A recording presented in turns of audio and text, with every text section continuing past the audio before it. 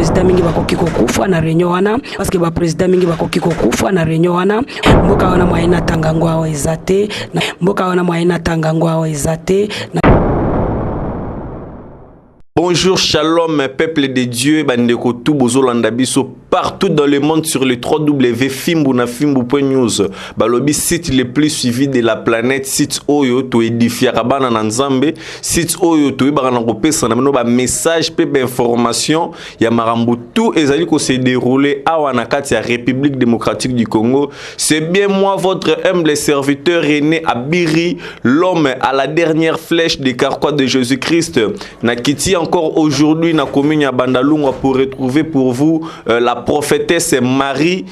oyo azana message oyo azolobele la bana na Nzambe et pas na Nzambe moto oyo azana epakolami na Nzambe awa na kati ya République démocratique du Congo parce que bandeko ebele bozolanda biso boyebi très bien na minute oyo ezali na mutu moko te a telemi pour parler de la République démocratique du Congo ni pasteur ni prophète moko a telemi mais tango message na Nzambe ebimi na munoko ya mosali donc sengeli koyoka pe kotengo na misala ebele ya ba pasteur la minute oyo azara kazo senga ba mabonza ba marambe belé na bamboka ba paya tout ça mama kinganye tindelanga boy mais rien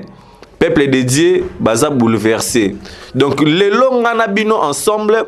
toko découvrir nini pe message nini Nzambe alobi po na mboka na biso ya Congo na munoko ya la prophétesse Marie nana mingi kolobate. Restez toujours branchés et suivez-nous sur le www.fimbunafimbu.news. Bonjour la prophétesse. Bonjour ndeko frère Abiri. Bonne santé. Malamu na ngolu na Nzambe. Avato banda nyonso tokomisa nano mopesi na pema. Parce que Nzambe alobi tout ce qui respire loue l'éternel Dieu gloire. So tokutani lelo boye eza pona makasi na biso te eza pona ngolu na ye. Donc les apona ngolu na ye tokoki kokanga misu pour 1-2 minutes to bonde. Zambe nanguya, toi tu avais dit là où il y a 2 ou 3 personnes, toi tu es au milieu d'eux. L'Éternel Père Saint, nous sommes 2. Moi Ndeko Dabiri. L'Éternel Père Saint, na lingi lelo, kolekela nyons. Oye kolobama na kati na plateau oyo ezala ainsi dit l'Éternel nazali côté les mélam puissance nyonso diabolique matoi satanique ikemereshide lo sanda bara my God I fenti deskorashide ikemereshide o nyonso ekoya Seigneur kokanga message ya lelo pona ko édifier ba peuple de Dieu na mukolo lelo naza koloba avec tout pouvoir Dieu m'a donné de marcher sur toute puissance des ennemis. Nazako tambola, nazako bengana, nazako chasser, esprit nyos. Ezaya Nzambete na kati na mission lelo dans le nom puissant de Jésus-Christ dans le nom puissant de Jésus-Christ la shikemereshide my fenti discours na beleli makila na Yesu enzinga biso esprit ya distraction nazali ko bengana na kombo na Yesu Zambe na lola nazali kotika moto nyonso oya kolanda emission oyo asaleli yango Zambe pambola ye monana na ndaku na ye na kombo na Yesu Kristo la shanda bara my God pona Congo Jehovah telema ozanzambe mosusu azalite my Jesus korashide lo sekemere my God I fenti des korashide saka donne-nous la sagesse l'intelligence la shikemere shide connaissance alléluia my shilo saka merci Saint-Esprit parce que tu es là makila na nzinga biso na kombo na Yesu Kristo Messia amen. Amen. Merci bien. Je sais que cette prière a fait énormément plaisir à celui qu'on appelle Adel Djogo Bagou Danse. Et merci bien à Bino, surtout Boza Kolanabiso. Veut dire que ceux qui ont question, suspect, ils pas Nabino, Bobé Nabiso, quand la numéro est affiché. Donc, comme c'est là, la question Nabino et pas na maman. Donc, maman, la prophétesse, tout mais qu'un peu qu'on parler sur cette question oh bah te belé baza komi tout na oh lelo et belé à ba pasteur na ba prophète baza kolo belé là partout oh non te komi na fin du monde te komi na fin du monde ba sini bezo salema maramba fin du monde to ebité maman est-ce que fin du monde dango eze solo te ze lokuta pe fin du monde dango ezalara na ndenge nini Papa lelonga penza na ye kolobela mingi pona message nzamba atindi ngai. Soki batu bazoloba ke tokomi na fin du monde. Nakokam parce que Jésus-Christ nana silisi ko récupérer oya yete o satana aibaki. Nzambe il faut a récupérer ba âme na ye nyonso perdi. Tango ko silisa ko récupérer bango o bakotika la bana ya pharaon. Batikali mais oya ye baza ebele baza ya kobunga. Parce que la Bible nous dit le peuple périt manque de connaissance. Nzambe nana silisi ko koti sa connaissance na kati na ba oya yete. Tango ko silisa ko tia connaissance na kati na ba oya ye a récupérer ba âme na ye après fin du monde koya tandis que nzambe nano asili se ko récupérer te eza pas fin du monde eya parce que ce qui fin du monde eye lelo toza ebele na basala nzambe bakokota lola te nzamba za na posa te akotisa 2 ou 3 personnes na lola comme lokola na tango Moïse Caleb kaka na Josué nde bakota ki bamoni kana nzamba za na posa wana te nzamba za na posa parce que ya lobi tout ce qui respire loup l'Éternel de gloire azana posa batu nyonso oyo baza kopema na ngolu na ye a récupérer bango nyonso après de tokota lola satana yo kisa masoni na nzela na ye.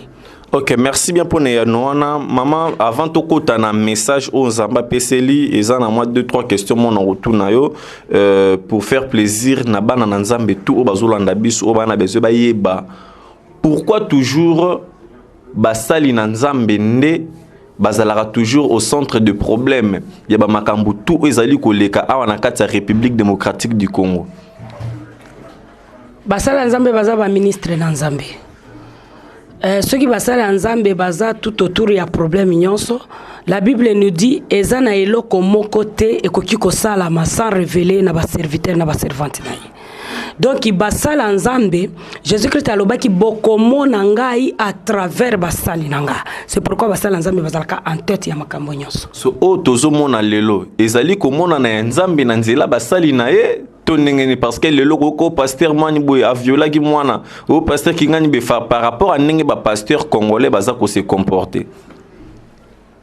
nga penza nanu na yoka te na monate lukuta mabe na koki koloba likambo lukuta te pona yoka te na monate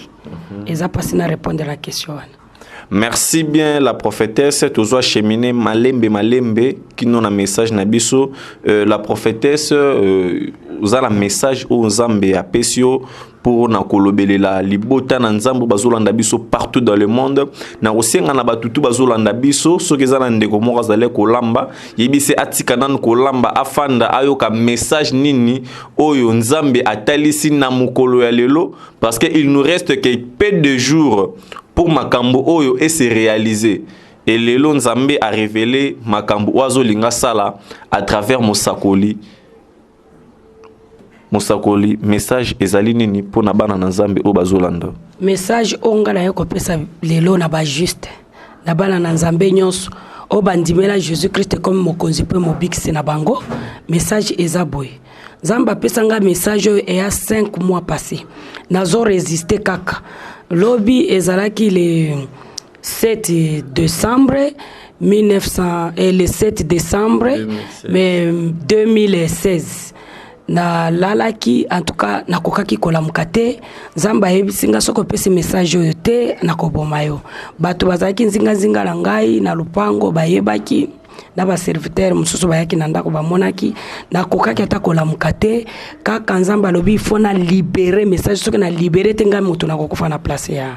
ya message na lobi non eza important il faut kaka na libérer yango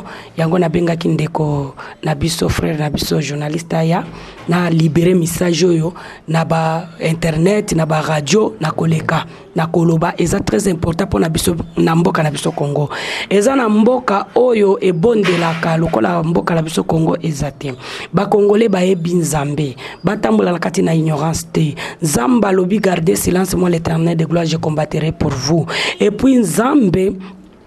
asalaka eloko moko te sans kolakisa na basali na ye oyo azana matoi ya koyoka yoka oyo azana motema kosalela asalela na ye koloba na tina ya mutu te na ye koloba na tina na nga mama Marie Madeleine te na ye koloba na tina ya église na ngai te kasi na ye koloba na tina ya Jésus-Christ de Nazareth na ye koloba na message Nzamba apesi ngai alobi to prier apesi biso prière ya 5 jours pour na Congo to prier pour na Congo message wana elingi koloba boy l'Éternel l'éternel de gloire alobi na ngai to prier pona Congo pona kokweisa bibundele nyonso satanique diabolique na message wana ya Congo nzamba yebisi ngai même bakonzi ya mboka bakota na kati na prière wana ya 5 jours même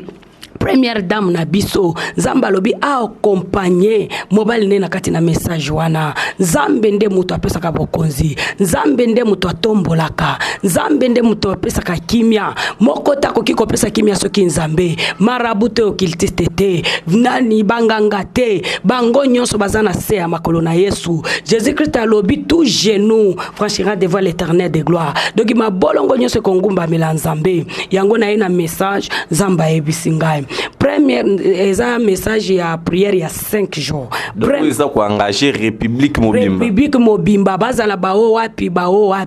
parce que nzamba yebisa ngai il y a 2 mois passés na mataki na ngomba nzamba lakisa kinga ke le de Kasai na moni yango na guerre moko ya makasi guerre wana ezotambola tie kosoka na Kinshasa tangu na kiti na ngomba effectivement na bandiko yoka bato bazolo bana ba information na lobité message eza important donc il faut que telema yango na eko telema ndeko na eko lobateke nazolo kambongo na eko lokate nazolo kasoki nini na eko lukande kimia mzamba récupérer ba onyonso bazalaki akobunga pona ndeko yoka ngai na eko lobateke po baye banga na Congo na ye na kombo na Yesu Kristo baye mokili mobimba Congo mobimba ezala bao bazana intérieur ezala bao bazana kati ya Kinshasa ezala bao baza wapi na bamboka na ba village ya suka kuna soki bozola ndanga ndeko zwa fardo oyo ko prier pona mboka na yo e ko mama na kati na Biblia bunda pona mboka na yo na lingi obunda na yo na bana nzamba lobiko banda papa mama bana nyonso ko banda kaka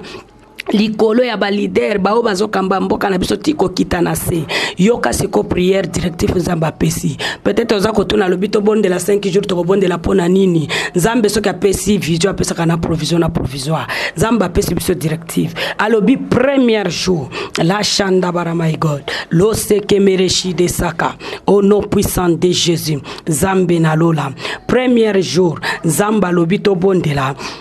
pona gouvernement to bondela pona gouvernement mobimba batu nyonso ko banda kaka na président de la république ko banda ministre nani député donc batu nyonso bazo gouvernement ko bazo gouverner nani gouvernement mobimba ya république du Congo bazala ba ministre bazana ba intérieur bazala ba baza to bondela pona bango nyonso to bondela nzambe a épargner monde nyonso ya ténèbres na kati na bomo ina bango to kwa isa puissance nyonso ya monde ya ténèbres oyo zolinge kumba bango na kati na malere ya bana ya Congo to kwa isa yango nde wana nzamba yebisi ngai o la shike mereshide deuxième jour nzamba yebisi ngai to bondela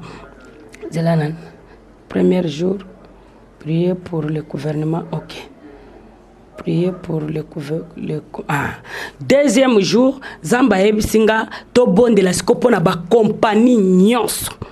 donc ba compagnie nyonso ba société nyonso ya mboka na biso zamba lobito bondela parce que diable atindi ba envoyer na ye ya monde à ténèbres ba initier bana na nzambe nyonso ya ba compagnie acha instabilité na kati na finance okomona ba paiement eko banda ko salama na kati na ba compagnie malere kokota na kati na mboka na biso kaka ozala na marque de bête ya 666 marque de bête ya 666 ezanini occultisme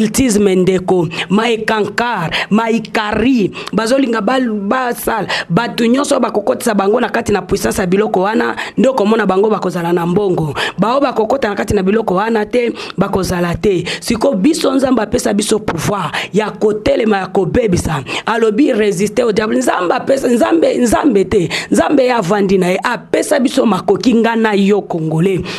ya kotelema ya kobebisa ya ko détruire puissance nyonso ya marque de bête ya 666 la shikemere maikola sanda barashide lo sekemere maikola saka ikemere alobi eloko moko te koki kolekela biso po biso oyo aza na kati na biso aza munene aza makasi koleka oyo azorenye na kati na monde oyo azorenye na kati na monde eza satana nzambe ye moko alobaki malheur yo satan malheur yo mabele lokola satana kiti wana mais siko nzambe tala ndenge azali apesa nga na yo congolais pouvoir ya konyata ya kobebisa alobi to telemela to bondela pona ba compagnie nyonso ya mboka na biso ezala ba compagnie oyo eza na ba intérieur eza na Kinshasa to bondela pona ko détruire marque nyonso ya bête ya kosala kaka il faut zala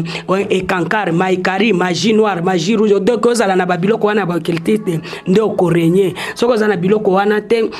okorenye te tozomona ngondeko marque ya bête 666 eza biloko wana parce que occultisme bazo bomba yango lisusu te ndenge nini yo chrétien ko bomba identité na yo nzamba lobi telema na ba compagnie nyonso to bondela to détruire après nzamba pesi troisième jour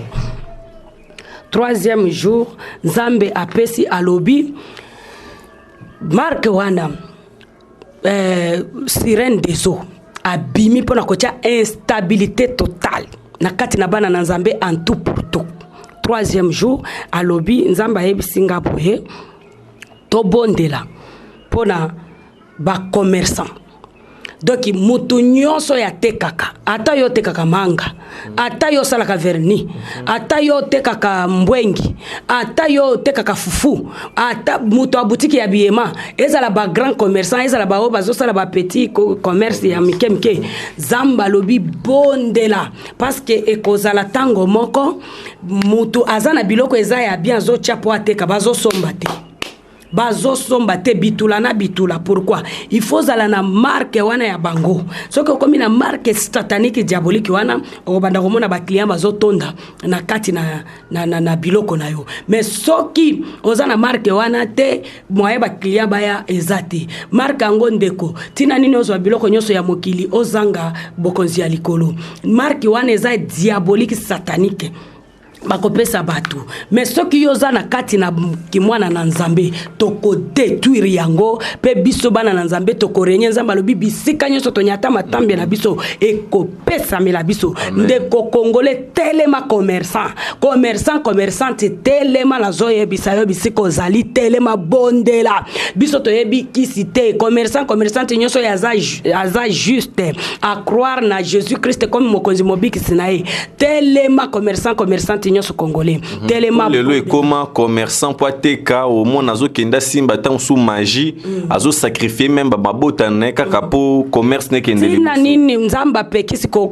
isa makila ya mutu ekozala likolo na yo kofuta ngo na nini ndeko parce que ville éternelle ezozela yo malamu nazwa awa nazwa pe likolo tina nini ozwa awa likolo za la pauvre ndeko mwasi ndeko mobali nazoloba na yo telema commerçant nzamba la kisinga bongo alobi biloko batu bao baza ba juste ceux qui obondeli te okozala na bitula mais ceux qui to bondeli to détruire ekokomela biso te nzamba zo pesa biso okoloba ke nzamba lobaka te nzambe ye oyo azolobela ye balobi okomona nzambe à travers basali na ye ndeko komona nzambe à travers basali na yo ngai oyo musali na ye nazoyebisa yo naza na intérêt moko te ke oyo akopesa nga 10 000 offrande mais nazoyebisa yo o nzamba ayebisa nga ainsi dit l'Éternel pona bomoi na yo ponga likola message on alingaki na kufa na kombo na Yesu Christo. Quatrième point, priez beaucoup pour quatrième point, c'est là. Quatrième point, priez beaucoup pour instabilité.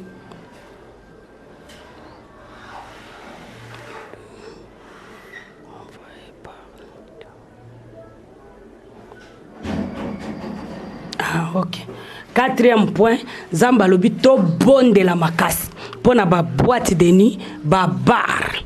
Ba boîte de nuit, ba bar. babari nyonso ezala oyo ezalaka na balabala ezala mutu atiaka bari na lupango na ye nzambe alobi tobondela mingi les envoyés du diable asi atindi bato na kati na baboîte de nuit na kati na babar parce que a instabiliser vie ya bana na nzambe a détruire yango totalement nzambe alobi tobondela makasi tobondela vraiment mpona babari na baboîte nyonso omona okoti na boîte boye soit na bar oyebi te moto ofandi na ye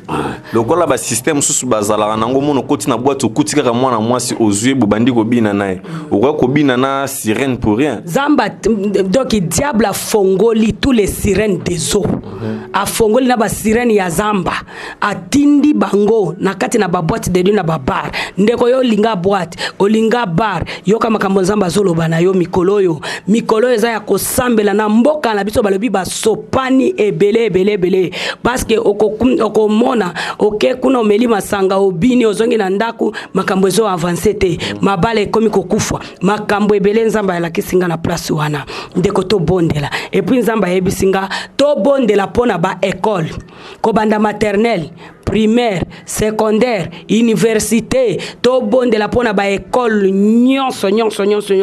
ya mboka na biso ba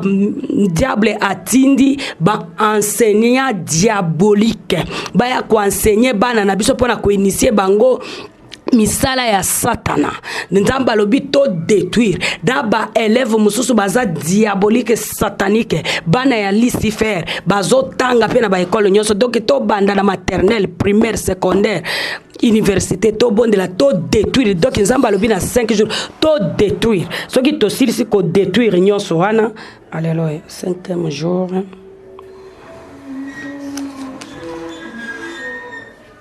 ezala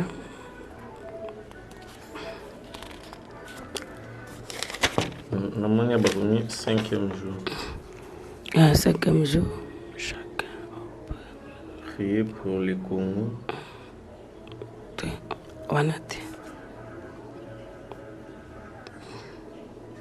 Les écoles pour les enfants de Zamba le bito prier et puis Zamba ebisinga eza 3 sortes ya Jésus il faut boye bayango Zamba la kisingai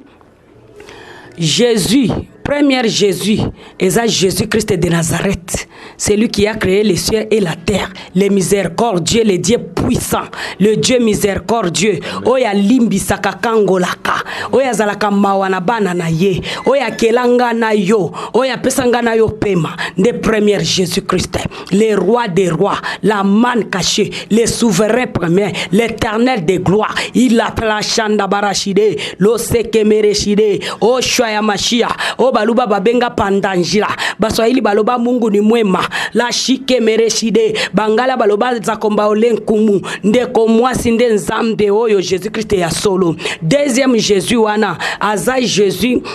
Zamba la kisinga aza Jésus o bazocha my shilo sanda bara my God lo seke mereshide saka oh Jésus na bosa ni yango zela na kanisa zela troisième Jésus ok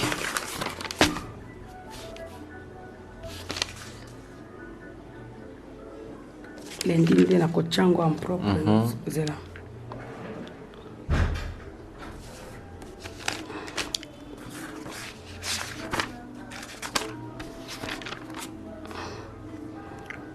deuxième prière pour compagnie du Congo. Jésus. 3 sortes de Jésus. Il faut ok. Prière pour. Ok, les temps aux Luka, Malé, Betoza, Koba, Bandeko, Bazolanda Biso partout dans le monde sur le www.fimbu na Fimbu, Banana Nzambe, et Sengel Nabino pour recevoir message oyoyo. Pambate tant Nzamba lobaka, c'est-à-dire que Bamakambe Pezali. Yondeko Olingaka, ba boîte de nuit, bilula lula basi. Olinga komona mwasi na misu na ote. Omona mwasi na mutukate. Omona mwasi a pembete na misu na yo. Soko moni mwasi il faut ko linga kaka. Okoya ko kutana na sirène pour rien au perdre vie na yo. Le moment est là luka elongi na nzambe ebela basala na nzambe basala makambo pour ba gagner ba quelque chose, mais bon comprendre que la prophétesse elle est là disponible, veut dire que azali na obligation mon côté, veut dire que tout congolais ozolanda biso ozala na Europe, ozala na Asie, ozala na Amérique, donc veut dire que numéro la prophétesse akopesa yango bokozo partout dans le monde, okobenga ye okosolola naye sans même que ofuta quelque chose. OK, to quoi avancer maman? Nzamba yebisa kingai ba Jésus, bazosala trois sortes ya Jésus. Mais premier Jésus c'est le miséricordieux. Jésus-Christ de Nazareth. Le miséricordieux. Deuxième Jésus, oyo bozomona deuxième parce que Jésus-Christ yazaka un. Azaka yemoko. Azana mutu moko te na trône na yazaka yemoko. Oyo deuxième oyo ya copie wana. Nzamba lobi aza Jésus ya monde extra. Monde pandamniou, monde maléfique. Azad donc Jésus, il y a monde extra, monde pandamnium, monde maléfique. Donc soane ça ba monde, il y a monde des ténèbres. Monde des ténèbres. De Jésus wana. Monde maléfique eza monde oyo ezali kocha désordre ba problème belé nakati na bato. Okomona mutu azana problème mokote. Asimba oyo mabe akende boy donc vie ezo makambo belé ataba. C'est que ba comprendre que azan mutu ya palmonium. Voilà. Azan mutu oyo azali na mulimo ya donc demo ya nani ya ténèbres ya maléfique nde wana siko deuxième Jésus nzamba hebisa kinga aza Jésus oya influence azo influencer mwana na nzambe na babiloko ya se ya mokili ke aza nzambe parce que eza na bato muso azo sambela parce que azo mutuka tina nino ozo mutuka ozo bokonza likolo te balakisi yo keso ko lingyo sambela olingyo koma mutu lelo zwa ndaku zwa mutuka zwa mwasa kitoko ye oyo zwa biloko bien ye oyo de troisième Jésus wana ye aza Jésus ya influence mais Jésus na biso alobaki azali ni éclat ni beauté mais eloko ezalaki na kati na ye nde yango ebande ko benda bana na nzambe mais oyo troisième wana aza Jésus ya influence azana biloko azo attirer nango bana na nzambe tango kolanda yango obungi nzela nde konzamba lobi na 5e position et na 5e jour to détruire tous les de Jésus wana misala na bango to détruire yango to détruire penza ngana yo na kombo na Yesu nde message na yeko pesa yo mwana na nzambe en tout cas na bondeli yo na kombo na Yesu to fukama to bondela biso nyonso avec du respect na mama na biso Olive mama na biso Olive Lembe Kabila Nzambe na ye Nzambe na ngai akoka kosunga en tout cas akota na prière ya 5 jours biso nyonso to bondela soki akolinga ye pe kuna kote na ye azui ba collaboratrice na ye nyonso ya gouvernement akoti na bango mabondeli e kozala malamu mingi et tous les pasteurs tous les prophètes prophétesses les évangélistes banani batu nyonso bazana ba église ndeko soki bokosala ta campagne ya évangélisation pendant 5 jours ya prière oyo parce que prière wana nzamba yebisinga toko tango le 12 décembre 2016 oyo le 12 décembre lundi yango na yembango ko yebisa yo lundi ngana yo vraiment to fukama to bosana nan biloko nyonso to vanda kimia na makambo mususu mais na makambo na nzambe to vanda kimia te nzamba lobi na Jérémie 33 invoque-moi l'Éternel de gloire je te répondais je te montrerai les choses cachées au yebite ndeko yaka to sale la Jérémie 33 to invoquer le miséricordieux le premier Jésus a lobi le miséricordieux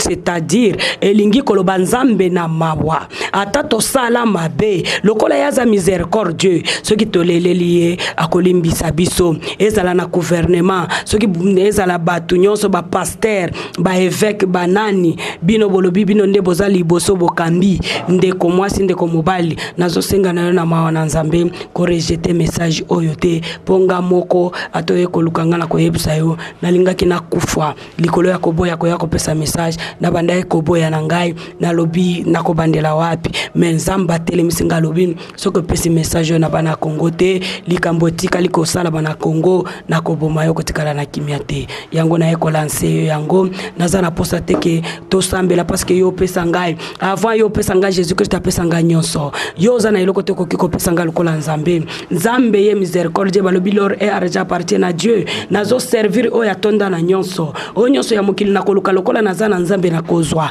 na posa te na oluka mutuka ezala na gouvernement na wapi to na oluka ndako na oluka nini nazo luka nde kimia ezala na mboka na biso stable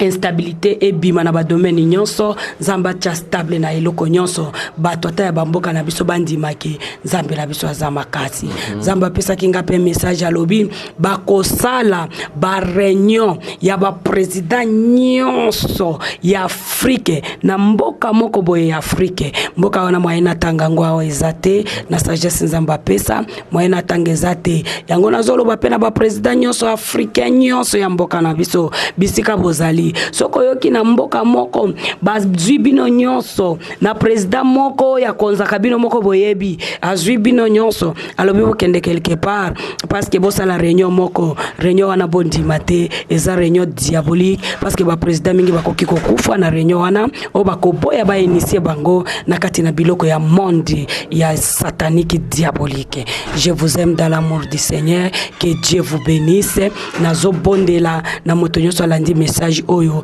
ekomela epenzambe a épargner na makama nyonso na kombo na Yesu Kristo. Amen. Amen. Merci bien, là c'était vraiment le message très fort, très puissant où ils ont engagé donc dans le baraka monde mobimba. Parce que les Congolais sont partout dans le monde, na ko mek un peu ko rappeler na biso message au bapesi pour na gouvernement na biso mobimba. Je sais que ba autorité na biso ya mboka balingaka nzambe mingi ndeko o to ko zoliba ko kolanda message oyo sala effort o komisela yango pa ba autorité na biso ya mboka e ko zala vraiment malamu pe lipamboli pona yo o zolanda biso. Et puis message mususu awa ba uti koloba à ce qui concerne paiement ya batu na ba misala tout ça.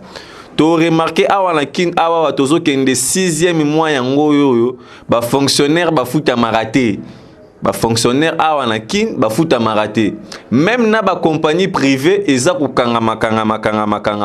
on ne sait pas comprendre mututu awa na kin azole la preuve ane bino bat bolanda biso balaka na poto boyebi a combien est-ce que batu batondaka na ba wester na ba agence amike kaka pona ko senga lisungi ya moi quelque chose pona ko aider bango. Donc nana mingi kolobate wana eza message fort et la prophétesse bazolanda biso pona numéro de téléphone pona batuso bazolanda biso bakoza na besoin ko contacter yo bako contacter na numéro nini. Premièrement na message nyonso nzamba yebisa kinga na nzambe botanga na Apocalypse 12. Tanga Apocalypse 12 mobimba okomona makambo ya message na zoloba ke eza réel. Nzamba za na posa te na kati ya fin du monde mukolo yako ya batu msusu batikala. Aza na posa ko récupérer bao ya ye. Parce que Jésus Christ dit tout ce qui respire l'Éternel. Aza na posa récupérer yo okende koluwe na kitina yango nda bokonzi. Ndeko mwasi na liloba oyo na koki koloba ya suka pona ko édifier peuple congolais ya liboso na lingizwa message na mutema moko en tout cas zwa yango considérer yango parce que oyebite tang mususu eza yo nde kokutana na likambo wana congolais nyonso pona yebike ba congolais baza monde entier po biso ba congolais toza ba cascadeur to tambolaka nzambe pe apambola biso mingi na makambo ebele na congolais nyonso aza na pays nyonso zali ozala na pays ya Afrique ozala na pays ya mboka ya mindele bisuko zali lundi ngana yo tokota prière lundi ya le 12 toko banda prière na biso le ekozala dimanche na minuit parce que deuxième anniversaire na ngai ekozala dimanche mais ngai ekozala dimanche deuxième anniversaire na ya église na ngai ekozala le 11 fête ezakuna toko banda de 16h30 jusqu'à 20h mais ngai après prédication na ko bima pona ko préparer prière ya toko banda ngo na minuit le 12 toko silsango ngana yo minuit le 12 le 13 le 14 le 12 minuit le 13 le 14 le 15 le 16 ngana yo to sisi prière wana nzambe ayebi tina nini tokota prière wana ayebi ye moko. Tangu nautaki na ba prière na ngai bato bazoyebisa nga ke événement moko ekosalama le 19 ekamwisi ngai nazalaki kutota au courant te mpo nalandaka TV penza te nalandaka TV te ngai o radio nazalaka na tante po ntango mingi nazalaka na prière nakamwaki message nzambe apesaki.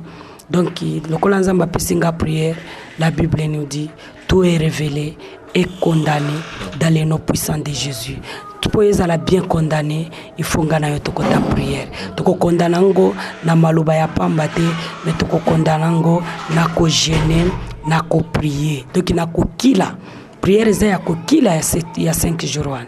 Muto aliate ya ko kila vraiment. Tozo kila pendant 5 jours. To bondela pona mboka na biso Congo, pe nzambe ko épargner makama nyonso o diable a préparer na mboka na biso. Numéro de téléphone. Numéro nanga ya téléphone soko za na posa to ya ko sala prière olongo na kati na église nanga Char de Feu yaka église Char de Feu kambami na avenue Lusambo numéro 106 côté à résidence Saïsaï oya sala kaba théâtre soko ye wana na quartier Makelele na Kitambo église e kambami wana soko ye le 12 wana okokotanga lendi wana poto sala prière à 5 jours soki etutio na kati na motema. Numéro yanga ya téléphone ezali 081 031 830 7 à la fin 081 031 830 7 à la fin. Soko yende koto bondeli ensemble pasteur prophète prophétesse na sengi yo le côté na sengi kaka soutien comme la Bible dit là où il y a 2 ou 3 personnes Dieu au milieu de la lingi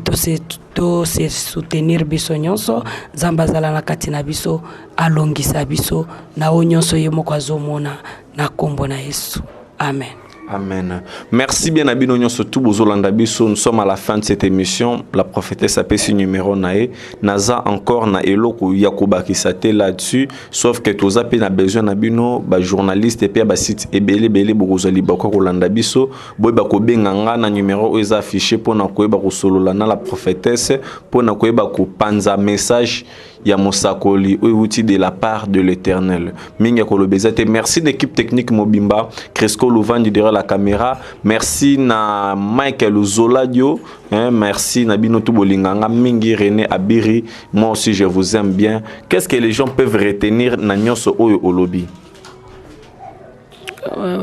Batu bakoki kanga comme conseil na mokuse kaka. En tout cas, batu bakoki kokanga comme conseil na sengi to sangana tozala iloko moko. Jésus-Christ ayaka na projet ya kosangana mais le diable aya na projet ya kopanza yango na sengi conseil.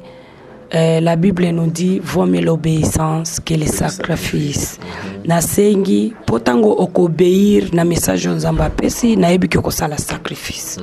na lingi obéir nan on dit ma que c'est ainsi dit l'Éternel.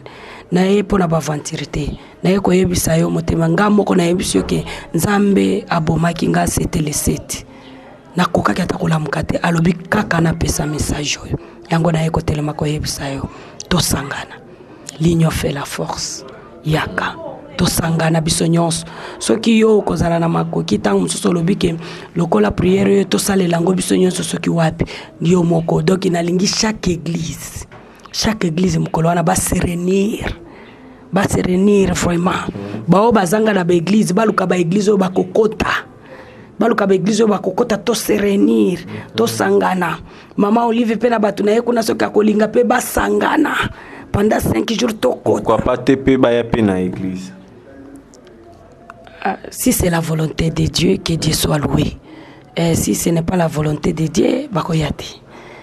Si c'est la volonté de Dieu, parce que tout c'est Dieu. On finit par là. Que Dieu vous bénisse. Merci bien à Bino surtout. On se retrouve à la prochaine numéro. Bye.